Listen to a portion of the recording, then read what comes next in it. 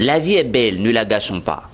Business Matin, ça débute maintenant avec nos deux rubriques habituelles, l'invité et le lit de la semaine. C'est parti pour ce numéro de Business Matin.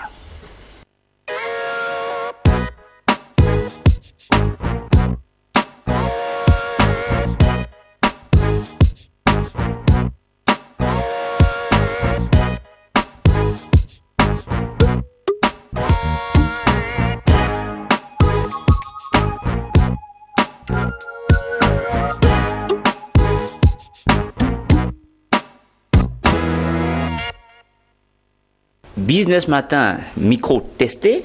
Monsieur Kaba, bonjour. Bonjour. Il est l'invité de ce numéro de Business Matin avec lui. Nous parlons du rôle des startups dans le développement des pays africains.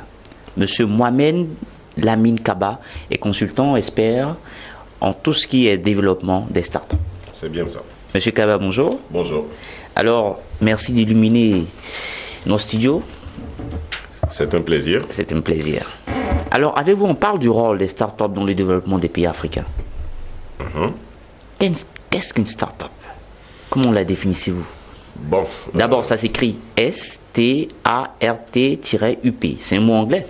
Bon, ça peut s'écrire avec tiret ou sans tiret. Avec tiret ou sans tiret. Aujourd'hui, avec l'ampleur que les startups ont pris, on arrive à écrire startup avec tiret ou sans tiret. Et c'est un mot anglais. C'est un mot anglais. Et dans ce double mot, donc il y a start, donc commencement. Et puis app, donc progression. Progression. Donc, croissance. Alors, donc, pour dire qu'une start-up, c'est donc une entité, soit individuelle, soit associative, donc qui a une durée limitée dans le temps et qui a pour but de faire des recherches, de faire du développement, pour essayer de trouver une réponse à un problème de société bien précis et qu'à partir donc de cette réponse, on puisse justement pouvoir faire dupliquer le modèle qui a servi donc à réaliser cette solution et puis en fait une entreprise, un champion. Donc pour qu'une entreprise soit réellement entreprise en tant qu'entité morale, on quitte au stade de start-up. Obligatoirement, on va dire que de toutes les façons, avec toutes les grandes entreprises que nous avons, il a bien fallu commencer quelque part. Soit c'est dans un coin de rue, après des discussions avec des amis, ou soit c'est dans une école, ou c'est dans un restaurant, où on part déjà de l'idée de développer quelque chose. Et c'est à partir donc de cette idée que quand on formalise, quand on essaie de formaliser, qu'on commence à parler de start-up. Donc toutes les grandes entreprises que vous voyez ici aujourd'hui, ça et là, ont d'abord été start-up, même si la durée pour certains a été très courte. Très courte. Donc parce qu'elles sont allées dans des secteurs d'activité déjà réalisés. Et très longue pour certaines parce que c'est des secteurs innovants. Il faut plus réfléchir, il faut faire plus de recherche et il faut faire plus de développement. Et l'histoire de start-up débute aux États-Unis en 1920. Voilà, l'histoire des start-up débute aux États-Unis en 1920. L'Afrique prend le relais en quelle année? Alors, on va dire que l'Afrique prend le relais seulement qu'à partir des années 2000. 2000, voilà, wow. Pour la partie francophone, oui. Mais à partir des années 90 pour la partie anglophone. Ils sont plus en avance en matière de start-up. La partie anglophone de l'Afrique est beaucoup plus en avance et c'est lié simplement, je dirais, à la tradition. Donc, des pays anglophones à être très pragmatiques en matière entrepreneuriale. Et là, on parle en même temps de l'état des lieux des start-up en Afrique. Tout à fait. Puisque la partie anglophone de l'Afrique prend le relais en 90, la partie francophone prend le relais en 2000. Est-ce qu'il y a des pays, quand même, on peut avoir des chiffres? Oui, il y a des pays en Afrique qui sont très avancés en matière de création et de développement, de financement de start-up. Parmi ces pays, on peut citer, je dirais, l'Afrique du Sud. Ensuite, on peut citer le Nigeria. On peut également citer le Kenya. Mais, seulement des pays anglophones. Seulement des pays anglophones. Et c'est à partir des années 2000, on va même dire 2010, que les pays francophones ont compris l'intérêt que c'était de pouvoir développer et créer des startups. En termes de chiffres, je vous dirais que comparativement à l'Europe et à l'Amérique et à l'Asie, l'Afrique représente à peine 2% de start-up. Wow, 2%, c'est très bas encore. C'est très faible, mais c'est pas tard. C'est pas tard. Il n'y a pas de course aux start-up, mais il y a la prise de conscience qui est nécessaire à avoir dans nos États pour comprendre que c'est un tremplin pour permettre à nos économies de faire un saut qualitatif et favoriser justement le développement donc, de nos économies qui sont encore très traditionnelles. Alors, ce qui est intéressant dans ce que vous venez de dire, pour qu'une entreprise devienne entreprise, oui, comme on les connaît comme grande entreprise aujourd'hui, on passe forcément d'une étape de start-up à une grande entreprise. Tout à fait. Mais où on met le volet PME? Bon, on va dire que dans une échelle de 0 à 10, la PME se trouve peut-être à la 3e position. 3e position. Voilà. Parce que avant même d'être PME, il va falloir aussi d'abord être start-up. Il faut commencer, il faut débuter, il faut avoir l'idée. Et comme j'ai dit pour les grandes entreprises tout à l'heure, ce qui est important, c'est qu'il y a 2 volets pour créer sa start-up, 2 secteurs. Soit vous allez sur un secteur de marché qui existe déjà. Oui. Je prends un exemple. Je veux vendre, du pain. On a déjà des boulangeries. Effectivement. Donc, j'ai créé ma start-up pour vendre du pain. Sauf que cette fois-ci, j'apporte un plus, d'accord, pour faire la différence avec les autres. Donc, je vais prendre moins de temps pour être, pour m'étendre, pour me développer, que si, par exemple, je veux créer une start-up, pour faire en sorte, par exemple, que quand je suis à Abidjan et que j'ai ma production de café cacao, je ne puisse pas me déplacer avec ma production de café cacao avant de l'avoir vendu. Ok. Là, je vais mettre plus de temps pour réfléchir aux aspects techniques, aux aspects financiers, aux aspects commerciaux, pour pouvoir en faire une réalité. Donc, je mettrai plus de temps. Alors, donc, la différence à ce niveau-là, c'est que dès lors qu'on est sur un segment de marché qui est déjà utilisé par d'autres, on peut aller directement au stade de PME. D'accord. Voilà. Par contre, si c'est un segment de marché qui est très innovant, qui n'est pas très connu du monde entier, on va mettre plus de temps. En général, dans les pays européens, toujours en comparaison avec l'Afrique, c'est qu'une start-up, pour qu'elle soit opérationnelle et rentable, elle mettra en 3 ans et 5 ans. Elle mettra en 3 ans et 5 ans. La rentabilité de la start-up commence à se dessiner à partir de la 3e année. 3e année. Mais vous comprenez bien qu'il lui a fallu de 0 à 3 ans pour s'établir, pour se fixer, pour créer ses produits, pour se développer, pour mettre en place ses stratégies commerciales, marketing, publicitaire, communication, ainsi de suite. Par contre, en Afrique, c'est plus difficile parce que justement, les start-up ont du mal à s'imposer. Et en réalité, l'environnement pour permettre à ces startups de se développer, l'environnement juridique, l'environnement administratif, l'environnement financier, l'environnement technique n'existe quasiment pas. C'est maintenant qu'il est en train d'être construit. Donc une startup africaine mettra plus de temps à se développer et nous, par rapport à l'expérience aujourd'hui, à l'expertise que nous avons, nous pensons qu'une startup peut être rentable entre 10 et 12 ans. 10 et 12 ans. En Afrique. Mais donc, il y a des exceptions, bien sûr, qui font qu'au bout de 3 ans, 4 ans, vous avez des startups africaines qui ont connu un succès franc. D'accord. Voilà. Alors, tout à l'heure, vous avez parlé de certains facteurs qui constituent des freins au développement de ces startups, qui font qu'il faut avoir une rentabilité de ces startups pour près de 10 à 12 ans. C'est bien ça. Lorsqu'il y a un forum qui s'organise à travers le monde où on parle de financement de projets. Bien sûr. Et le financement est souvent le frein au développement des idées, des entreprises, des PME. Est-ce que les startups peuvent avoir accès au financement? Bon, je dirais qu'en Afrique, les startups ont du mal à obtenir le financement. Donc une start-up ne peut pas vraiment être développée? Si, l'idée c'est justement d'être ingénieux, c'est d'être innovant. Vous avez des start-up qui ont réussi à se développer sans financement traditionnel lié au public, lié au privé, donc notamment vis-à-vis des banques, vis-à-vis des financiers. Elles ont réussi simplement à fédérer d'un point de vue associatif un certain nombre de personnes pour pouvoir financer leurs projets et ça a marché. Alors que, je ne vous coupe pas la parole, mais vous êtes d'accord avec moi que pour qu'il y ait financement, il faut un cadre légal. Bien sûr. Il faut une déclaration au ministère, Bien dans sûr. les ministères de tutelle, Bien il sûr. faut avoir un registre de commerce, tout ça. Bien sûr. Alors qu'une start-up, elle naît dans l'esprit, Bien elle sûr. naît à la maison. Bien sûr. Donc toutes ces différentes conditions ne sont pas forcément remplies.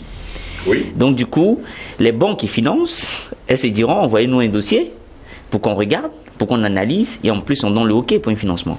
Je suis Alors totalement qu'une d'accord. start-up n'a pas forcément tout ça. Je suis totalement d'accord, mais en même temps, ce que je peux dire, c'est que effectivement, l'Afrique, comme j'ai dit, a du mal à développer des startups parce que l'environnement sur lequel les startups africaines ont commencé à se lancer, l'environnement n'est pas, je veux dire, propice donc à la création, au développement et à la promotion de startups. Donc, Ok. il faut, dans un premier temps, que tous ceux qui sont dans cet écosystème de création de startups, justement, puissent se donner la main, puissent s'organiser, puissent se mettre ensemble pour créer un environnement favorable. Aider l'État, donc, à prendre les dispositions administratives, législatives nécessaires pour donner un statut réglementaire, juridique aux startups, tel que les PME, PMI ont un statut réglementaire, tel que les grandes entreprises ont un statut réglementaire, et tel que les organisations non gouvernementales ont un statut réglementaire. Donc, en Europe, aux États-Unis, c'est comme ça. C'est-à-dire que la loi a permis justement de faire en sorte que ces startups-là aient droit de cité et aient droit de représentativité au sein des instances administratives et gouvernementales. Ok. De telle sorte qu'ils sont reconnus d'utilité publique, ils sont reconnus parce qu'ils font de la recherche et développement et qui profitent justement à l'économie de ces États. D'accord. Donc, pour nous, il y a nécessité de créer tout cet environnement, bien sûr, à assainir, à améliorer. D'un point de vue financier, il faut faire en sorte que les banques aient plus confiance. Oui. Il faut créer des structures beaucoup plus opérationnelles, aujourd'hui qu'on appelle des incubateurs, mais qui, en Des Afrique, centres ont du mal incubateurs. aussi à s'en sortir. Oui. Il faut créer des lois qui protègent justement les startups dans leur évolution, dans leur création. Oui. Et il faut permettre aux acteurs techniques, donc les formateurs, les gestionnaires, les mentors, comme on dit, de pouvoir superviser les travaux de ces jeunes pousses pour rassurer justement les partenaires financiers pour que le financement se fasse assez facilement. Maintenant, il y a d'autres méthodes. Il y a ce qu'on appelle par exemple réaliser du crowdfunding, qui est une méthode de financement participatif qui permet justement de sortir des systèmes de financement classiques et de pouvoir obtenir un financement à travers donc des appels de fonds, Ou les réseaux sociaux. des réseaux sociaux ou par des canaux tels que les réseaux sociaux, les associations, même les parents, même des systèmes de tontine que nous connaissons en Afrique Oui. et qui permettent de financer des projets. Par contre, il faut aller doucement, c'est-à-dire qu'il ne faut pas se précipiter. Vous n'allez pas venir en tant que start-up venir demander pour financer votre start-up 200 milliards de francs CFA à des personnes, alors que vous savez bien que vous êtes une start-up. Il faut aller étape par étape. Oui, étape Donc, par c'est étape. pour ça que dans toute start-up, il y a quand même, je veux dire, le respect de la suite logique d'une création entrepreneuriale. Ouais. C'est-à-dire qu'on ne se lève pas un matin pour créer une start-up. Il y a des étapes. De la même manière que nous créons une entreprise, il faut aussi pouvoir respecter ces mêmes étapes pour qu'on puisse être établi comme une start-up, sortir des produits et puis voilà, se développer. Parlons maintenant du rôle du moins, que peuvent avoir ces startups dans le développement des pays africains. Bien sûr. Déjà, vous avez parlé du fait que ces startups ne sont pas forcément réglementées, puisqu'il n'y a pas de cadre constitutionnel. Tout à fait. Donc, est-ce que déjà elles peuvent vraiment participer au développement de nos pays? Alors, ce qui est intéressant... Parce que ce qui n'est pas réglementé est comme dans le vide. Je ne sais pas si vous comprenez ce que je veux dire. Généralement, Oui. en matière de réglementation et de législation, c'est l'habitude qui crée la législation. D'accord. C'est quand on est habitué, par exemple, à faire quelque chose en groupe, Oui. par le plus grand nombre, qu'on décide d'aller à la législation. Effectivement. On est d'accord? Oui. Donc, aujourd'hui, vous avez une frange de la population de 18 à plus de 65 ans Oui. qui, face aux difficultés qu'elle connaît liées au manque de travail, liées au chômage, liées à la pauvreté, liées à, je dirais, à la précarité. Parce qu'aujourd'hui, on a de plus en plus de populations qui vivent dans la précarité. Effectivement. Face à ces difficultés, elles ont décidé de se prendre en charge. Et vous avez des leaders qui ont décidé de les accompagner, de renforcer donc leur opinion face à cette situation. Donc, de ce fait, il est possible donc de créer cette réglementation. à condition de s'organiser et de faire des propositions concrètes donc, au gouvernement, aux États. Ça, c'est la première étape. La deuxième étape, c'est qu'il faut aussi créer des organismes bien structurés, d'accompagnement, d'encadrement, de coaching, de formation, d'apprentissage aux méthodes de mobilisation des ressources pour développer, créer sa start-up. Ça, c'est la deuxième étape. La troisième étape, c'est de permettre justement aux acteurs qui sont dans tous ces centres donc de développement, de création de start-up. C'est les centres incubateurs? Non, pas les centres incubateurs, et les créateurs de start-up, les promoteurs de start-up, et le personnel, parce que pour créer une start-up, vous ne pouvez pas la créer seul. Vous êtes obligé de vous faire accompagner par un certain nombre de collaborateurs qui sont généralement des amis ou des habitudes d'amitié ou des intérêts, des habitudes d'intérêt, c'est-à-dire que vous partagez peut-être le même domaine, la même vision sur un projet, ou bien le même projet, ou bien la même formation, et vous vous associez pour créer votre start-up, n'est-ce pas?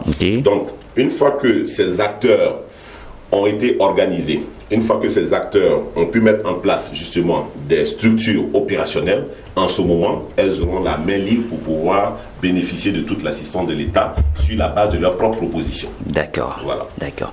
Alors, on va revenir encore sur le rôle. OK. Les startups payent-elles les impôts à l'État? Alors, on va dire qu'il y a deux étapes au niveau des rémunérations des startups à l'endroit de l'État. Il y a celles qui payent les impôts. Elles payent les impôts, malgré qu'elles soient startups? Oui, parce que vous avez des startups qui sont rentables immédiatement. C'est ce que j'ai dit. Oui, effectivement. Et vous avez des startups qui ne sont pas rentables.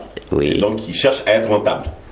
Donc, celles qui sont rentables immédiatement, il va sans dire qu'après avoir bénéficié des mesures d'accompagnement que les États africains ont mis en place dans chaque pays pour accompagner justement ces entités, elles payent l'impôt, c'est normal. C'est normal. Parce qu'elles sortent du circuit de start-up pour entrer dans le circuit donc, de PME, PMI, voire de grandes entreprises. En payant les impôts, elles participent au développement. En payant les impôts, elles participent forcément au développement. Deuxième élément, il y a celles qui sont encore embryonnaires et qui sont à la recherche de leur marque, qui ont besoin donc de mesures d'accompagnement, et c'est la raison pour laquelle il faut s'organiser. Il faut proposer des lois à l'État, et c'est ce que je pense nous allons faire éventuellement.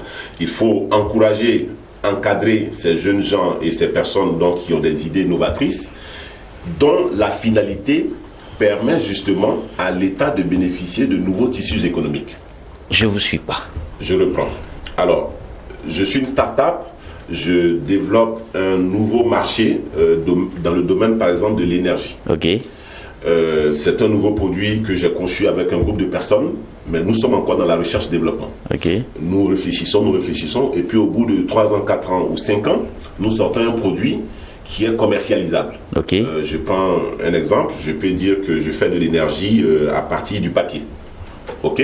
Mais ce produit, au bout du compte, quand il sera commercialisable, je serai amené à payer des impôts là-dessus, et l'État, donc, peut bénéficier justement des retombées de mes recherches. Donc, raison pour laquelle il faut nécessairement que l'État, quelque part, s'implique davantage, ne serait-ce que dans le cadre de l'encadrement, pour encourager la création de start-up. Et ensuite, je dirais que les financements sont de deux ordres. Il y a le financement privé, qui peut venir de vous, de moi, d'une banque, d'une entreprise privée, d'un donateur, d'un mécène, et vous avez des financements publics que l'État peut mettre à la disposition donc, de ces startups-là pour les aider à se développer. Je prends deux exemples.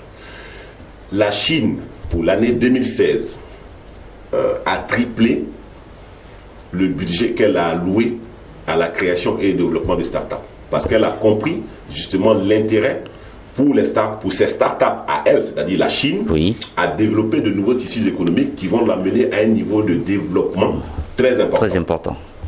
Vous comprenez? Je le suis maintenant. Si vous prenez les États-Unis, quand vous prenez aujourd'hui tous les gros groupes qui étaient à l'époque start-up, on a tous connu.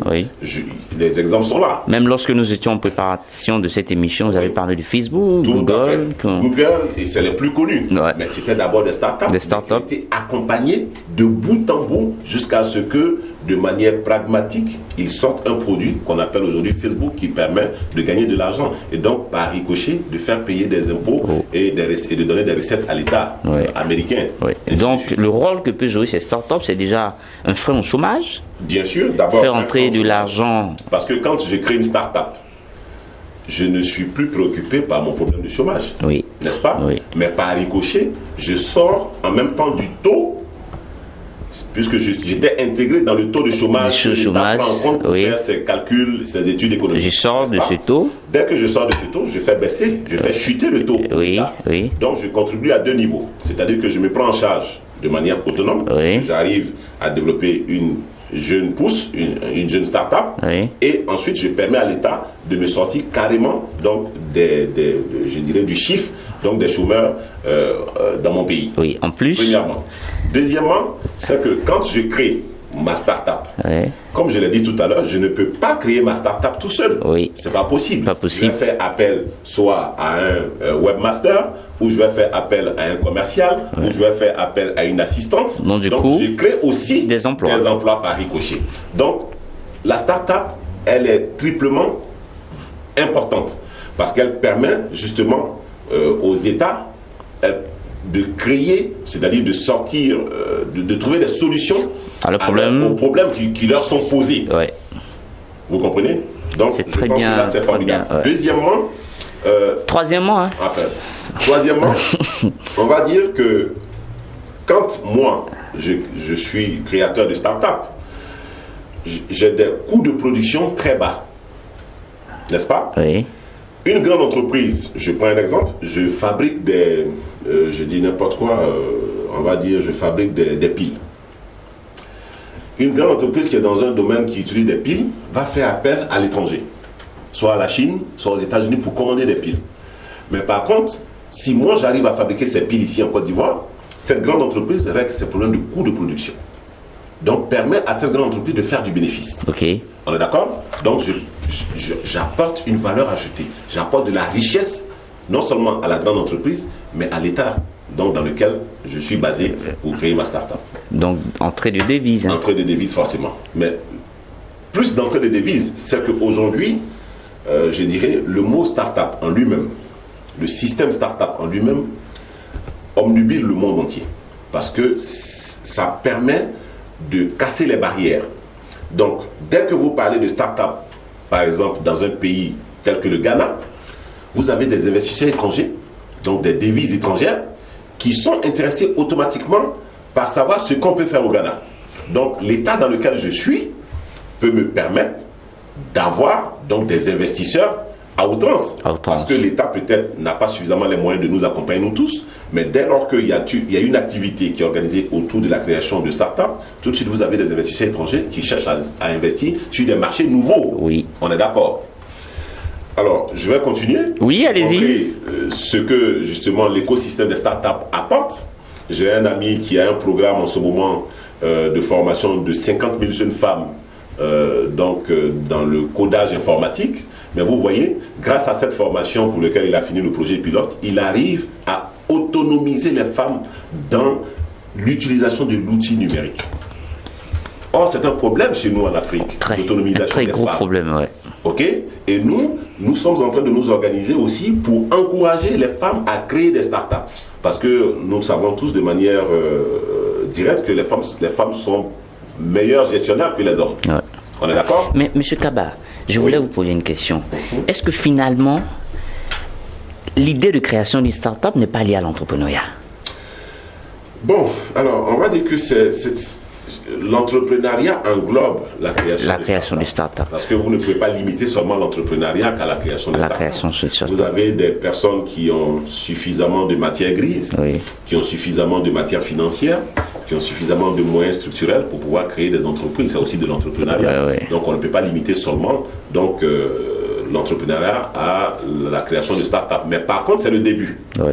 C'est-à-dire que pour le début de l'entrepreneuriat, vous êtes obligé de passer par la création de start-up. Donc c'est une étape importante. Du coup, la start-up a un rôle prépondérant dans le développement, parce que déjà on parle d'autonomisation des femmes. Bien sûr. Mais autonomisation de l'individu même tout court. Parce que moi, quand je crée ma start-up, je m'affranchis de certaines difficultés. Parce que je suis focalisé par un objectif, c'est le résultat. Donc dès lors, tout ce qui peut contribuer à me faire me sentir inutile est mis de côté. Oui. Et ça me permet d'être utile, non seulement pour moi-même, pour ma famille, pour mes proches et pour donc l'entité la plus globale qui est l'État dans lequel je suis. Mohamed Lamine Kaba. Oui. Merci d'être venu. Merci. Merci à vous. C'était l'invité de ce numéro de Business Matin, Mohamed Lamine Kaba. Il est consultant expert en start-up. Et on s'attrape bientôt pour un événement. Bon, pour un événement. Effectivement. Ouais.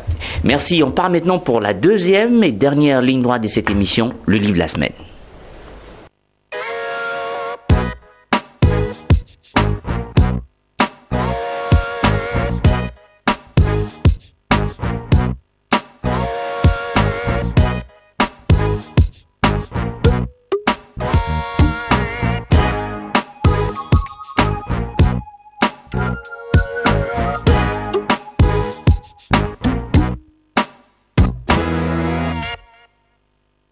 Ce Business Matin d'aujourd'hui s'achève, bien sûr, avec notre dernière rubrique, le livre de la semaine. Nous sommes en compagnie d'un auteur qui est dans le domaine de la famille, car, dit-on, les familles fortes font les nations fortes. Monsieur Soubia, bonjour. Bonjour. Charlemagne Soubia.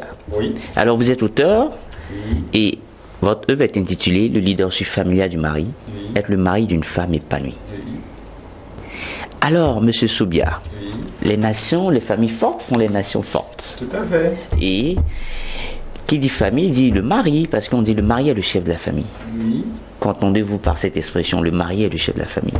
Oui, si nous prenons par exemple la Bible définit le mari comme étant le chef de la famille. Même dans nos traditions, le mari est souvent le chef de la famille. C'est vrai que dans certaines législations aujourd'hui, bon, on ne dit plus le mari chef de la famille, mais au fait, la réalité, c'est pas le fait que le mari soit le chef de la famille le problème, c'est le contenu que nous donnons à la notion chef de famille. Et votre livre en parle, le leadership familial du mari. Exact. Et ce livre est subdivisé en 4 chapitres. Oui. Dans ces chapitres, vous parlez des 4 rôles que doit jouer un mari dans une famille. Dans un premier temps, nous parlons du statut de l'homme. Oui. Le mari est le chef de la famille. Et comme je disais tout à l'heure, le fait d'être chef n'est pas le problème, mais c'est le contenu. Sinon, revenons à la définition du leadership de Maxwell, il dit que le bon leader est celui-là qui arrive à influencer positivement ceux qui sont dans son domaine d'influence. Donc ici, le mari doit pouvoir influencer positivement ceux qui sont dans sa famille, ses enfants. Comment doit-il influencer? Oui, pour arriver à les influencer, le premier élément incontournable, indispensable, c'est l'amour. L'amour. Il doit aimer sa femme. Aimer servir, au fait. Et on aime comment?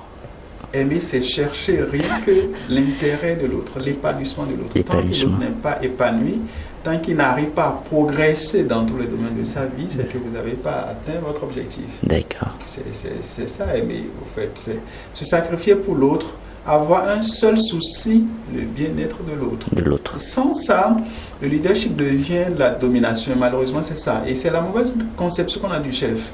Et je compare dans mon 3e livre, je parle du mari boucher.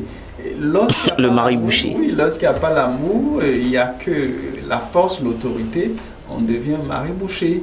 Mais par contre, lorsque l'autorité est accompagnée, exercée dans l'amour, on est un mari berger. Et c'est ça le bon mari, en fait. Et dans ce livre, vous faites comprendre que chaque chef de famille a son modèle de leadership, sa manière de diriger sa famille. Oui, tout à fait. Nous avons grandi, chacun de nous, dans une famille. Et qu'on le veuille ou pas, nos parents nous ont influencés. Ça nous sert de modèle, inconsciemment ou pas. Et je prends mon cas, mon papa avait 4 femmes. Donc j'ai grandi dans cette famille. Donc il n'y a pas cela qui n'a pas grandi dans une famille. Et on est influencé par cela. Comme le disait Jean-Jacques Rousseau, l'homme est produit de la culture. Donc on est produit de quelque chose. Mais est-ce que on a grandi, là où on a grandi, ou bien cette terre dans laquelle on a eu à grandir était la bonne terre. Ouais. Il faut se remettre en cause. C'est pas parce que mon papa avait 4 femmes que je dois avoir aussi 4 femmes. Donc il faut se remettre en cause et chercher à avoir notre modèle. Ouais. Il faut voir aussi le fait qu'aujourd'hui il y a des mutations au niveau de nos sociétés. Avant, par exemple, la femme restait exclusivement à la maison. Et le mari allait travailler, venait peut-être avec l'argent. Aujourd'hui, les femmes travaillent aussi. Travaillent aussi. Donc, si vous revenez tous les deux fatigués du travail, et toi, tu veux rester seulement dans le divan et faire comme le faisait ton grand-père, Et ça posera problème. Ça pose problème, effectivement. Ça posera problème. Donc, tu es obligé aussi, en principe, de mettre la main à la pâte, d'aider ta femme à la cuisine ou bien t'occuper des enfants, etc. Ouais. Malheureusement, on dit je veux faire comme un grand-père, oui. Mais les temps ont beaucoup changé. Oui. Aujourd'hui, les femmes parlent beaucoup. Quand on demande à une femme, vous voulez un mari? Oui, je veux un bon mari. Comment définissez-vous un bon mari? Oui, le bon mari n'est pas... C'est celui qui donne plein d'argent, c'est celui qui t'achète une voiture. Je connais des femmes, j'ai eu à coacher un couple, le monsieur était multimilliardaire et sa femme avait tout ce qu'il fallait matériellement parlant. Mais elle me dit, tu vois, il y a la piscine, il y a les billets d'avion, tout ceci, mais pourtant, je suis dans une prison ouverte. Lorsque, par exemple, il y a des étrangers à la maison, le mari n'hésite pas à la rabrouer devant tout le monde. Donc, quel que soit l'argent que tu peux donner à une femme, si tu la raboues, tu la respectes pas, tu la bafoues, elle ne peut pas s'épanouir.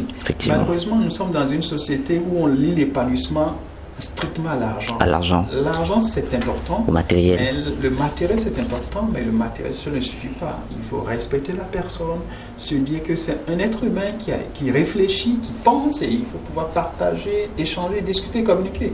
Malheureusement, souvent, c'est pas ça. C'est pas ça. Donc, dans nos sociétés, c'est le matériel, plein de matériel, c'est le bon mari. Non, c'est pas ça le bon mari. Le bon mari, c'est vrai, il doit se soucier du bien-être matériel de sa femme, mais il n'y a pas que le matériel. Et il y a quoi? Il y a beaucoup d'autres choses qui sont contenues dans ce livre. Exact.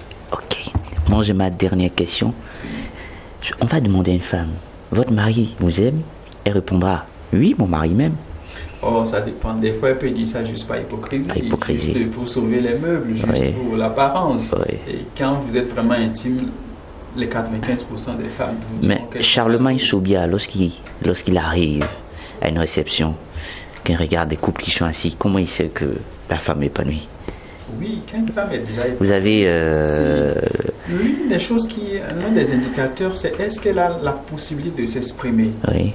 La plupart du temps, les hommes étouffent leur femme. Et quand elle est là, et quand le mari est là, elle ne peut pas parler, elle ne peut pas réellement s'exprimer. Or, elle a l'intelligence. Donc, premier point, la liberté d'expression. La liberté d'expression. Je ne dis pas qu'il faut dire du n'importe quoi à son mari, c'est pas ce que je veux dire par là. Mais vous êtes des égaux et de pouvoir échanger de manière égale. Échanger, discuter. Mais souvent, c'est pas ça. Deuxième point. Donc, l'un des éléments importants, déjà, c'est cette liberté d'expression qui ne veut pas dire le désordre. Cette liberté qu'elle a. L'autre élément, liberté qui lui permet de prendre des initiatives aussi. Et si elle ne peut pas prendre des initiatives, ça pose problème. Ça pose problème. Donc, il y a un certain nombre d'éléments qui aident et qui font que, bon, elle est épanouie ou pas, quoi. Il y a le respect aussi. Est-ce qu'elle est respectée sur tous les plans, etc., etc. Monsieur Charlemagne Soubia, on pourrait dire que vous êtes un magicien de la famille. Non, bon, comme il y a le médecin qui est là pour soigner les gens, nous sommes là pour aider les couples à bien se porter. Au fait, il y a des choses, ça saute à l'œil. Il y a des choses, c'est le bon sens plutôt, je dirais. Vous avez reçu une formation pour être coach conjugal? Tout à fait. Vous avez reçu une formation pour ça? On ne peut pas être médecin sans une formation, on ne peut pas être informaticien sans une formation. Nous avons une formation par rapport à ça. Mais je reviens à quelque chose que je voulais dire tout à l'heure. Il y a des principes. Lorsque vous donnez un sourire à quelqu'un, vous recevez souvent aussi le sourire en retour. Mais lorsque vous donnez une paire de gifles, vous recevez un coup de poing en retour. Donc lorsque le mari donne, sème l'amour dans la vie de sa femme, il reçoit en quantité. Lorsque vous mettez 2 grains de maïs sous terre, vous récoltez plutôt des épis de maïs après. Donc vous voulez dire que le mari doit aimer plus sa femme? Non, quand tu donnes, tu reçois toujours en retour. Toujours, oui. Et donc, si vous voulez la paix dans votre foyer en tant que mari, en tant qu'homme, commencez par aimer votre femme et vous allez recevoir. Donc, l'homme doit appliquer son leadership, aimer sa femme. Oui, si tu sèmes le maïs, tu peux pas récolter du sorgho. Oui, mais tu peux aimer la femme aussi et puis tu lui donnes rien. Non. Donc, elle ne va pas aimer. Non, l'amour donne. L'amour donne. Oui, quand je dis donner, c'est... Il faut pas beaucoup d'argent, c'est pas l'argent. Le minimum.